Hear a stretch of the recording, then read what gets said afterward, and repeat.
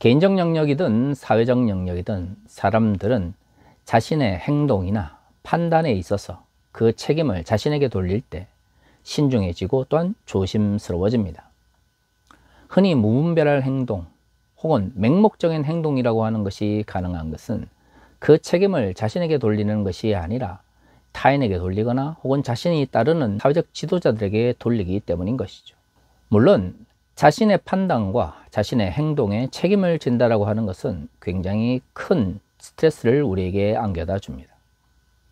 에이리 프롬은 자유에서의 도피라고 하는 책에서 근대인들이 그 어느 세대보다도 많은 자유를 누렸음에도 불구하고 결국에는 전체주의와 같은 전혀 자유를 인정하지 않는 체제에 그 자유를 헌납한 것에 대해서 비판적으로 접근했던 것이죠. 그 자유에는 책임이 따르고 의무가 따르기 때문에 때로는 그런 것들을 감당할 수 없는 정신적 상태가 우리에게 주어졌을 때 사람들은 그 자유를 회피하려고 합니다.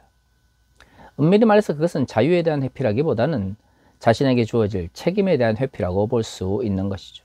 에이리 프롬은 거기에서 더 나가지 않았지만 제가 생각하기에 자신에게 주어진 자유를 전체주의나 독재자에게 넘겨주는 것은 어떻게 보면 자신에게 주어진 자유가 곧 선택의 문제와 연결되어 있기 때문이라고 생각합니다. 선택이라고 하는 것은 결국 끊임없이 우리 자신 혹은 다른 사람과 경쟁해야 되는 사회 속에서 뭔가 긍정적 결과를 얻어내야 된다고 하는 강박관념으로 이어지게 되는 것이죠. 많은 사람들과 경쟁하고 또한 끊임없이 그 결단과 자신의 행동에 대한 책임을 져야 하는 현대인들에게 있어서는 나의 결단과 나의 행동이 과연 나에게 긍정적인 결과를 가져올지에 대해서 어느 누구도 확신할 수가 없습니다. 사람들은 누구나 미래에 대해서 자신에게 긍정적인 결과를 얻어내려고 합니다. 하지만 사회가 복잡해지고 더 다양한 문제들이 우리 앞에 닥쳐질 때에 사람들은 지금의 결단과 행동이 과연 나에게 긍정적인 결과만을 가져올지에 대해서 회의를 가지게 되죠. 전체주의나 독재와 같은 왜곡된 정치 시스템 혹은 사회 제도라고 하는 것은 결국 이러한 인간의 자유에 대한 두려움 혹은 책임에 대한 두려움에서부터 시작된다고 볼 수 있는 것입니다. 하지만 말이죠, 이러한 자유 혹은 책임에 대한 두려움은 단순히 개인적 영역이나 사회적 영역에서만 발생하는 것은 아닙니다. 종교적 영역에서도 하나님께서 우리에게 진리를 통하여 자유케 하신 그리스도인들은 하나님께서 우리에게 주신 그 자유에 대한 책임과 의무를 다해야 되는 것이죠. 물론 자유란 기본적으로 내가 원하는 것을 할 수 있는 권리 혹은 권한을 제공합니다. 그렇기 때문에 사람들은 자유를 원하고 그 자유를 얻기 위하여 치열하게 노력하는 것이죠. 하지만 온전히 자유를 누리기 위해서는 자유에 걸맞는 권한뿐만 아니라 또한 의무와 책임을 다해야 하는 것이죠. 하나님께서 예수 그리스도를 통하여 우리에게 허락하신 자유를 진정 믿는 사람들이라면 우리가 누려야 될 권한뿐 아니라 우리에게 주어진 그 자유에 걸맞는 책임과 의무에 대해서도 진지하게 고민해야 합니다. 하지만 앞에서도 말씀드린 것처럼 20세기의 사회적 영역 혹은 정치적 영역에서 자신에게 주어진 자유에 대한 책임과 의무를 제대로 인식하지 못했던 근대인들이 전체주의나 독재에 아무런 저항 없이 동조했던 것처럼 종교적 영역에서도 이러한 왜곡된 현상은 동일하게 발생합니다. 정치적 영역에서 나의 자유를 포기하고 나의 자유에 주어진 책임과 의무를 감당하지 못할 것 같아 그것을 독재자에게 넘겨주는 순간 전체주의가 너무나 당연한 것처럼 받아들여지는 것처럼 종교적 영역에서도 예수께서 우리에게 허락하신 자유를 내가 제대로 감당하지 못한다면 종교 지도자들에 대한 맹목적인 복종으로 변질되어지게 되는 것이죠. 종교 지도자들이나 교회 지도자들에 대한 순종과 권위의 인정이라고 하는 것은 하나님의 말씀대로 살아가는 종교 지도자들 혹은 교회 지도자들의 삶이 먼저 전제되어야 하는 것이죠.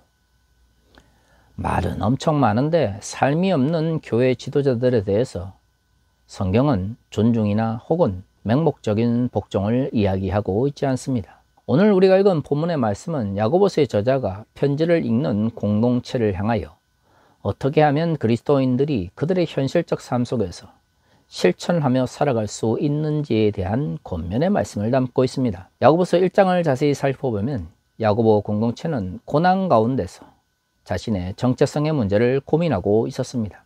바로 이러한 야고보 공동체를 향하여 오늘 본문의 말씀은 실천적 삶의 가치를 강조하고 있는 것이죠. 23절과 24절은 이렇게 이야기합니다.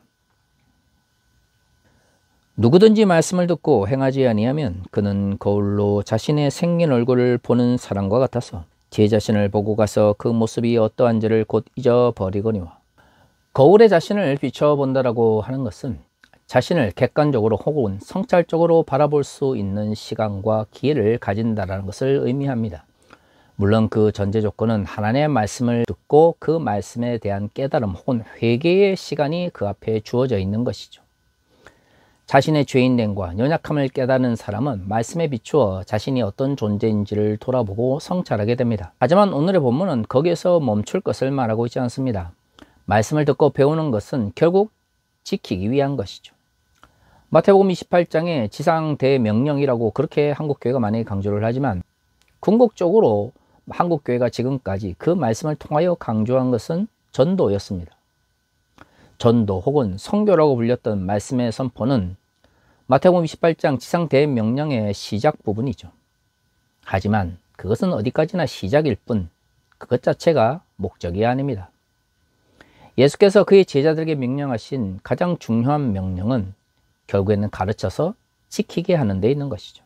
처음 혹은 시작만을 강조하고 원인만을 강조하고 결과나 목적 끝을 이야기하지 않는다면 그것은 가르침의 올바른 완성이라고 말할 수 없는 것이죠. 예수의 명령과 마찬가지로 오늘의 본문에서 말하고 있는 것처럼 결국 우리가 말씀을 듣고 우리 자신을 돌아보는 목적은 내 자신이 많이 깨닫고 다른 사람보다 더 우월한 위치에 있다는 것을 자랑하기 위한 것이 아닙니다. 결국엔 듣고 자신을 돌아보았다면 그 말씀대로 살아가기 위한 치열한 삶의 모습이 있는 것이죠. 그것을 오늘의 본문에서는 경건이라는 말로 표현하고 있습니다. 26절과 27절은 이렇게 이야기합니다. 누구든지 스스로 경건하다 생각하며 자기 혀를 재갈 물리지 아니하고 자기 마음을 속이면 이 사람의 경건은 헛것이라.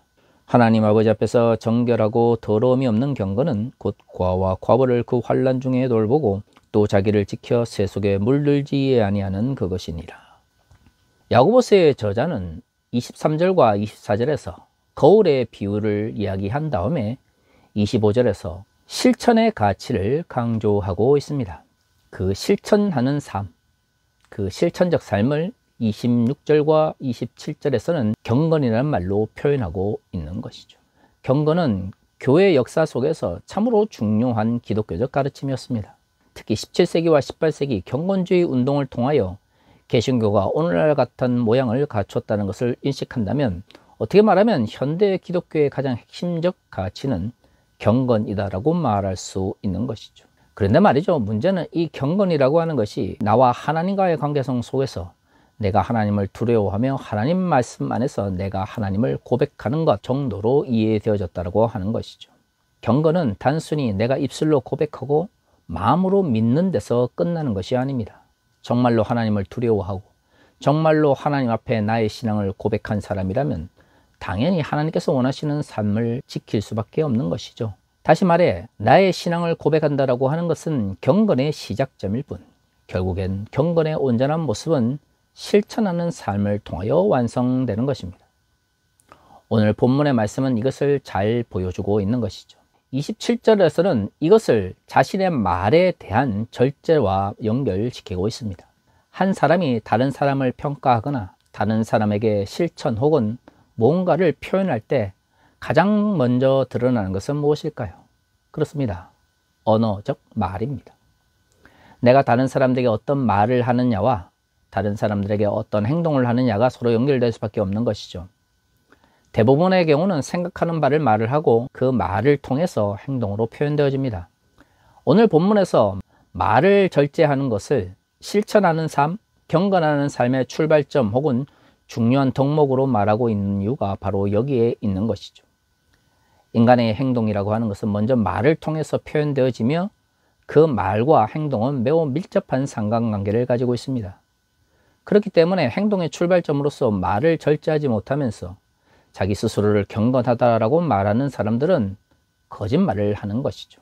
27절을 잘 살펴보면 고아와 과부를 그 어려운 가운데 돌봐주고 새 속에 물들지 않는 두 가지 큰 덕목을 경건의 가장 중요한 가치라고 가르치고 있는 것이죠. 물론 경건이라고 하는 것은 이 두 가지 가치보다도 더 많은 것을 포함하고 있습니다. 하지만 가장 중요한 두 개의 가치를 제대로 지키지 못한 상태에서 어떻게 나머지 가치를 지킬 수가 있겠습니까? 그런데 말이죠, 야고보서는 과거 한국교회에서 그렇게 중요한 말씀으로 평가받지 못했습니다. 왜 그랬을까요? 이신칭이나 하나님의 은혜로 인한 구원을 강조했던 한국교회에서 사실 하나님의 은혜를 싸구려 은혜로 전락시켰기 때문입니다. 디트리히 보네포가 끊임없이 비판하였던 하나님의 은혜를 구원의 조건으로 이야기를 하면서 정작 그 구원의 목적인 하나님께서 기뻐하시는 삶의 모습을 말하지 않는 교회를 향하여 보네포는 싸구려 은혜를 팔아먹는 교회라고 비판했던 것이죠. 과거 한국교회에서 하나님의 은혜를 많이 강조할수록, 그리고 이신칭의를 이야기할수록 그것은 싸구려 은혜로 전락하게 되어버린 것입니다. 이런 왜곡된 신앙 속에서 야고보서처럼 경건을 강조하며 실천하는 삶을 강조하는 말씀들은 제대로 가치를 인정받지 못했던 것이죠. 하지만 한국의 개혁교회라고 부르면, 그리고 보수교회라고 불렀던 많은 근본주의 교회들은 그토록 교회에서 경건을 이야기했지만 정작 실천적 삶에 있어서는 경건의 모습을 제대로 보여주지 못했습니다. 그렇습니다. 그것이 종교적 영역 혹은 교회 건물 안에 갇혀진 경건이었기 때문입니다. 사실 고아와 과부를 그 어려운 가운데서 돌아보기 위해서는 우리 주변에 있는 사람들을 바라볼 수 있는 눈이 있어야 합니다. 교회만 고아와 과부가 있는 것이 아니라 교회 밖에 더 많은 고아와 과부가 있는 것이죠. 더구나 세속의 더러움에 물들지 않는다고 하는 것은 교회에 앉아 예배를 드릴 때 발생하는 현상이 아닙니다. 우리가 현실 속에서 살아갈 때에 세속의 더러움에 노출될 수밖에 없는 것이죠. 다시 말해 야고보서에서 말하고 있는 경건은 기본적으로 교회 밖에서 살아가는 삶 속에서 드러나는 모습입니다. 하지만 근본주의적 성향이 강했던 과거 한국교회는 믿음이라고 하는 것을 종교적 영역으로 제한시켜 버렸습니다. 목사님이 경건을 강조할수록, 하나님의 은혜와 이신칭의를 강조할수록 사람들은 열정적으로 반응했지만 결국에는 그것은 종교 지도자들에 대한 맹목적인 폭력만을 강화했던 것이죠. 왜 그랬을까요? 교회를 벗어나지 못하는 경건은 결국 종교적 영역에서 위계구조의 가장 높은 곳에 있는 사람들이 그리스도인들에 대한 책임을 감당하는 듯한 왜곡된 인식을 심어주었기 때문입니다. 왜냐하면 목사님들은 교회에 더 많은 시간을 보내고 더 많은 시간이 있기 때문에 상대적으로 교인들보다 더 거룩하거나 혹은 더 경건한 것처럼 여겨졌기 때문이죠.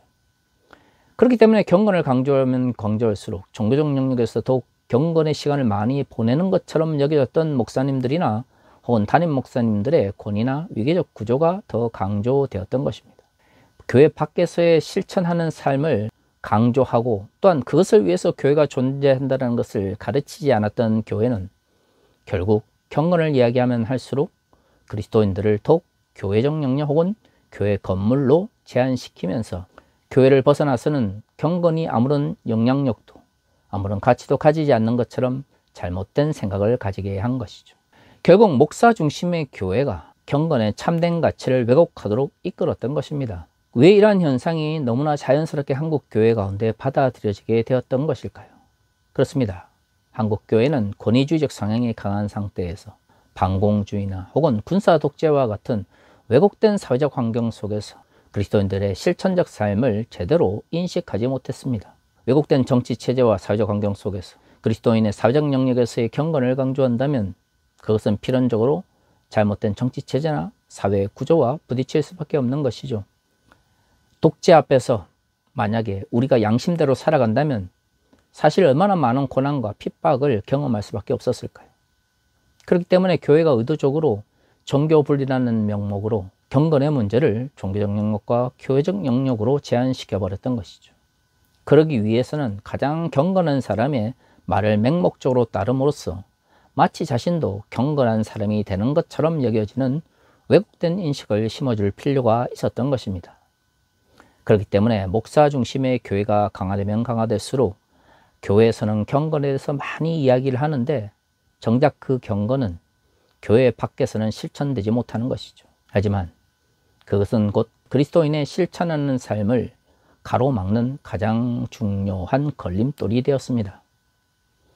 목사 중심의 교회, 교회를 벗어나지 못하는 경건에 대한 왜곡된 인식, 이런 것들이 모여서 그리스도인들이 실천하는 삶을 살아가지 못하도록 막았던 것이죠. 그러한 의미에서 목사 중심의 교회는 해체되어야 합니다. 교회뿐 아니라 교회 밖에서도, 아니 우리가 더 많은 시간을 보내는 교회 밖의 공적 영역 속에서 우리는 경건을 실천해야 하는 것이죠. 고아와 과부를 돌보기 위하여 노력하는 그리스도인의 경건, 세속의 잘못된 가치에 물들지 않도록 노력하는 치열한 성찰, 이 두 가지가 사회적 영역에서 혹은 공적 영역에서의 그리스도인의 경건의 출발점이 되어야 합니다. 그래야 목회자 중심, 목사 중심의 교회의 잘못된 가치와 가르침을 물리칠 수 있는 것이죠. 21세기 한국교회가 몰락의 길에 서 있습니다. 목사나 혹은 교회 지도자들에 대한 맹목적인 복종과 추종을 너무나 당연한 것처럼 받아들였던 한국교회, 특히 근본주의 교회에서는 기독교 극우 세력의 온상지가 되었고요. 종교적 권위를 가진 담임 목사의 왜곡된 정치의식은 맹목적인 추종의 종교적 정당성을 제공했던 것이죠. 하지만 이것은 목사 중심 교회가 낳은 왜곡된 현실일 뿐입니다. 진정 그리스도인의 실천적 삶을 통해서 이 땅 위에 경건을 이루어내기를 원한다면 목사 중심의 교회를 해체하고 사회적 영역이나 공적 영역에서 그리스도인들이 경건의 본질적 가치를 실천할 수 있도록 가르치며 또한 함께 노력해야 되는 의무가 우리에게 주어져 있습니다. 다 같이 기도하겠습니다.